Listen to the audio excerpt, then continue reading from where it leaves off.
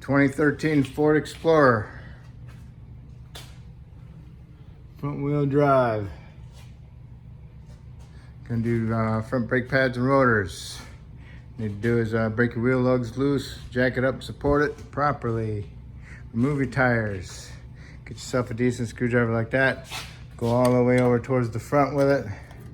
Hook it in there, pull on a little bit. What you're doing is you're pushing the pistons in on the calipers. So that way when you do remove the caliper,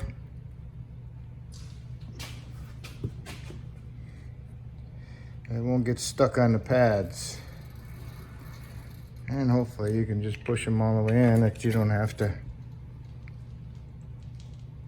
use the C-clamp.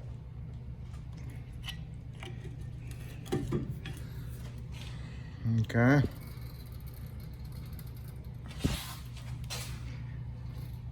Let's see if we can get it all the way in. I'm sticking it inside the rotor and I'm pushing against the caliper.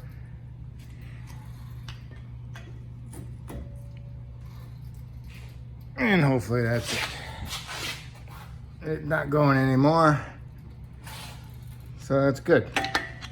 All right, so if you do the other side the same way, possibility the fluid might push these pistons out. So just so you know. All right, so now what we need to do is remove the caliper bolts. They're actually caliper bolt pins, okay? Okay, the bolt pins are 17 millimeter, and be careful because that one doesn't have a bushing on it. The top one does have a bushing on it, so remember that. Top one has the bushing. Okay, so now you can remove your caliper. Comes right off. Make sure there's no dampness or fluid leaks, okay? Set down aside, or you can, not supposed to hang them, but otherwise you can flip it on over to the other side so it's out of the way.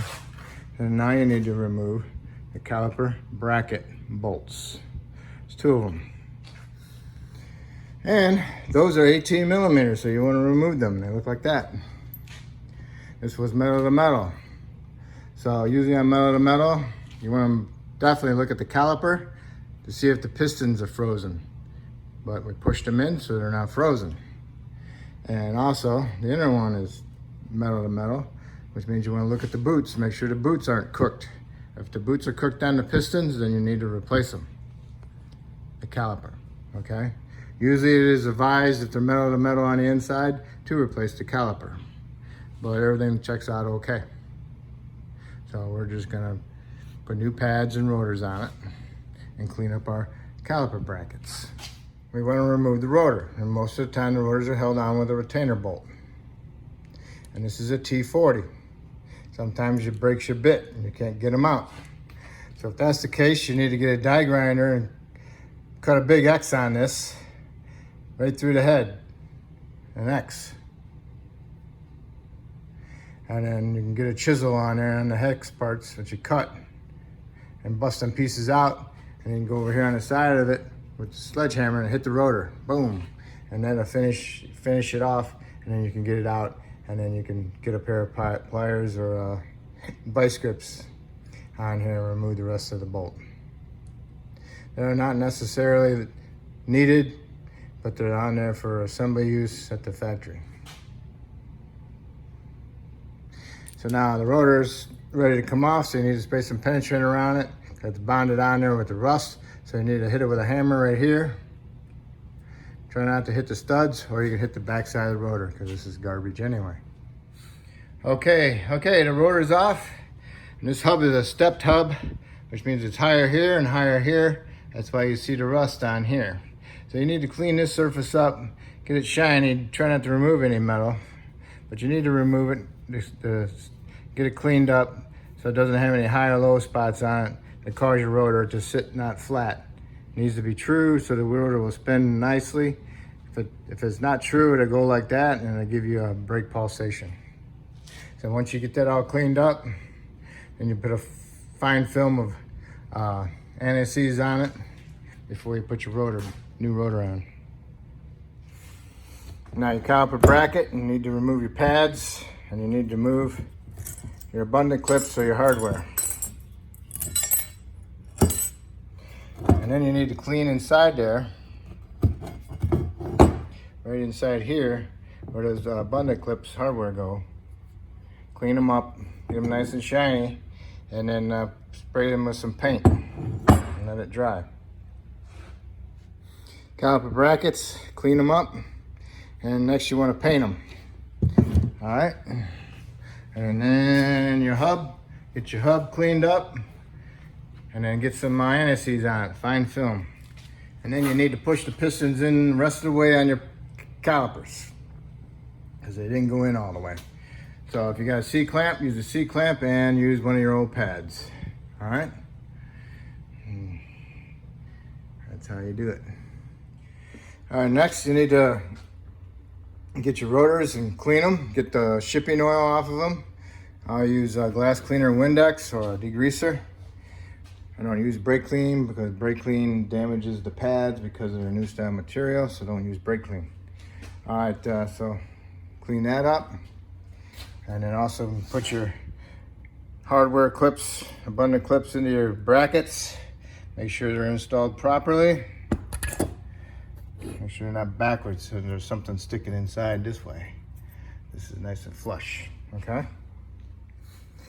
Got your rotor mounted, put your retainer bolt back in there, tighten it up. No specific torque for it, just tighten it up, make sure it's not loose.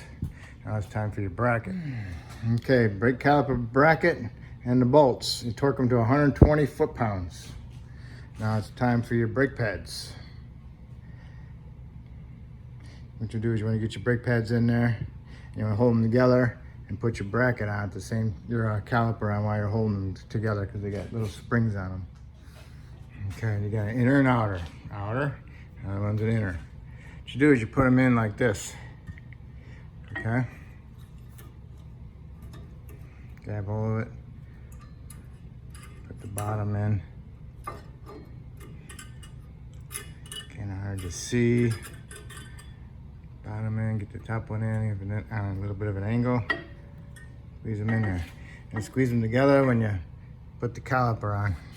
And have your pin bolts ready. Make sure you clean them off and put some new Seal Glide on them. Okay, put your caliper on, make sure it's not twisted, make sure your line looks good like that, not twisted. Put your pin bolts in, top one has the bushing in it, and bottom one is just plain bolt, okay? Torque them to 24 foot-pounds, and this side is done. So now you gotta go to the other side and do the same thing to the other side.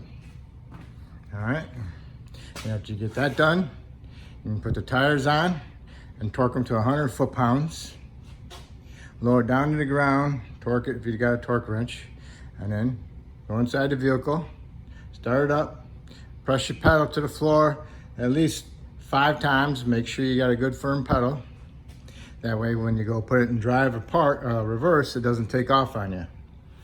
All right, so it's a very safety thing there. And then go underneath the hood and just do a visual inspection and make sure your fluid level is fine inside your reservoir, and that will complete your front brake job. If I helped you with doing your front brakes, that's great. If you could help me out by subscribing, I would appreciate it. And if you already have, I want to thank you again. And don't forget to check your tire pressures after you do a brake job. It's critical, because you're going to guarantee you're going to find them being off. So get a much better braking if you have good tire pressure and proper and equal. And also you'll get a little bit better mileage too. All right.